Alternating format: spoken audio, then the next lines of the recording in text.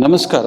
ನಾನು ವೈದ್ಯ ಸಮರ್ಥ್ ಪಿ ರಾವ್, ಅಮೃತ Ayurvedic centre ಬಸವನಗುಡಿಯಲ್ಲಿ practice ಮಾಡ್ತಾ ಇರೋದು. ಈ ಸಂಚಿಕೆಯಲ್ಲಿ ಈ ಶಿರೋ ರೋಗಗಳಲ್ಲಿ ಅಥವಾ ಈ ಶಿರಶೂಲದ್ದು ಶಿರೋ ಪ್ರದೇಶದಲ್ಲಿ ಬರೋ ರೋಗದಲ್ಲಿ ನಾವು ಏನೇನು ಪಥ್ಯಗಳು ಮಾಡಬೇಕು ಅನ್ನೋದು ನಾನು ತಿಳಿಸ್ಕೊಡ್ತೀನಿ. ಪಥ್ಯಗಳು ಅಂದರೆ ಏನೇನು ಆಹಾರ ವಿಹಾರಗಳು ನಾವು ಮಾಡಬೇಕು, ನಾವು ಅದು ಮಾಡೋದ್ರಿಂದ ನಮ್ಮ ಶಿರೋರೋಗ ಕಮ್ಮಿ ಆಗುತ್ತೆ ಅನ್ನೋದು ನಾನು ಈ ಸಂಚಿಕೆಯಲ್ಲಿ ತಿಳಿಸ್ಕೊಡ್ತೀನಿ. ನಮ್ಮ ಆಯುರ್ವೇದ ಶಿರೋರೋಗದಲ್ಲಿ ಶಿರ ಪ್ರದೇಶದಲ್ಲಿ ದೋಷಗಳು ಸೇರಿಕೊಂಡಾಗ ಈ ಬರೋ ಕಾಯಿಲೆಗಳಲ್ಲಿ ನಾವು ಏನೇನು ಆಹಾರಗಳು ಮಾಡಬೇಕು ಅನ್ನೋದು ನಾನು ತಿಳಿಸ್ತಾ ಇದ್ದೀನಿ. ಮೊದಲನೇದಾಗಿ ಲಂಘನ ಮಾಡಬೇಕು ಅಂತ ಆಯುರ್ವೇದ ಪ್ರಕಾರ. ಲಂಘನಂ ಪರಮೌಷಧಂ ಅಂತ ಅಂದರೆ ಲಂಘನ ಅನ್ನೋದು ಮೊದಲನೇ ಲೈನ್ ಆಫ್ ಮೆಡಿಸಿನ್.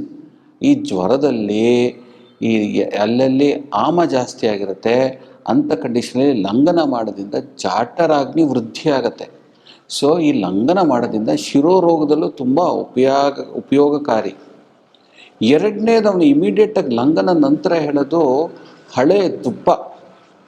ಈ ಕೇರಳ ಅಂತ ಪ್ರದೇಶಗಳಲ್ಲಿ ಎಲ್ಲಿ ಬರೀ ಮಾನಸ ರೋಗಗಳನ್ನೇ ವಾಸಿ ಮಾಡ್ತಾರೆ, ಅಲ್ಲ ದೊಡ್ಡ ದೊಡ್ಡ ತಪ್ಪಲೆಗಳಲ್ಲಿ ಮನೆ ಸುತ್ತ ಅದನ್ನು ಈ ತಾಮ್ರದ ತಪ್ಪಲೆಗಳಲ್ಲಿ ತುಪ್ಪ ಅದನ್ನು ತುಂಬಿಸಿ ಸುತ್ತ ಇಟ್ಟಿರ್ತಾರೆ.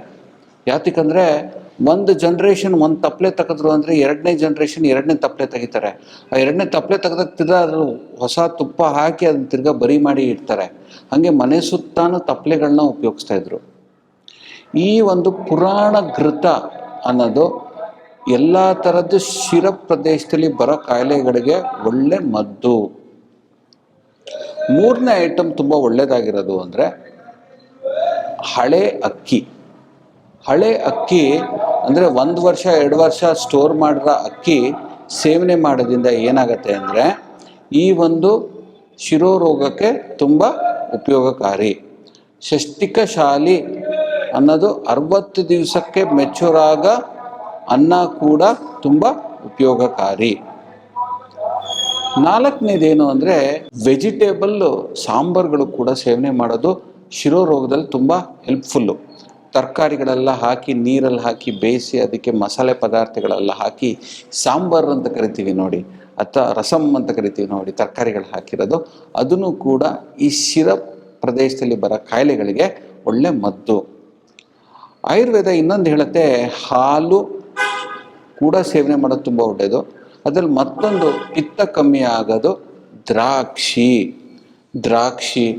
ಮತ್ತೊಂದು ತರಕಾರಿಯಲ್ಲಿ ನುಗ್ಗೆಕಾಯಿ, ಆಮೇಲೆ ಹಾಗಲಕಾಯಿ, ಹಣ್ಣುಗಳಲ್ಲಿ ಮಾವು, ಬೆಟ್ಟದ ನೆಲ್ಲಿಕಾಯಿ, ದಾಳಿಂಬೆ ಹಣ್ಣು, ನಿಂಬೆ ಹಣ್ಣು, ಇವು ಫ್ರೂಟ್ಸಲ್ಲಿ ಸೇವನೆ ಮಾಡೋದ್ರಿಂದ ಈ ಶಿರಶೂಲ ಕೂಡ ಕಮ್ಮಿ ಆಗುತ್ತೆ. ಶಿರ ಪ್ರದೇಶದಲ್ಲಿ ದೋಷಗಳು ಶೇಖರಣೆ ಆಗಿರೋದು ಕೂಡ ಕಮ್ಮಿ ಆಗುತ್ತೆ. ತೆಂಗಿನಕಾಯಿ, ತೆಂಗಿನ ನೀರು, ಕೊಬ್ಬರಿ ಇದನ್ನು ಕೂಡ ಸೇವನೆ ಮಾಡೋದು ಅತಿ ಉತ್ತಮ. ಅಳಲೆಕಾಯಿ, ಕುಮಾರಿ, ಆಲೋವಿರಾ ಅಂತ ಏನು ಬರುತ್ತೆ ಅದರಲ್ಲಿ ಮಜ್ಜ ತೆಗೆದು ಅದನ್ನು ಕೂಡ ಸೇವನೆ ಮಾಡ್ಬೋದು. ಶಿರೋ ಕಾಯಿಲೆಗಳಲ್ಲಿ ಶಿರಶೂಲದಲ್ಲಿ ತುಂಬ ಅತಿ ಉತ್ತಮವಾಗಿ ಕೆಲಸ ಆಗುತ್ತೆ.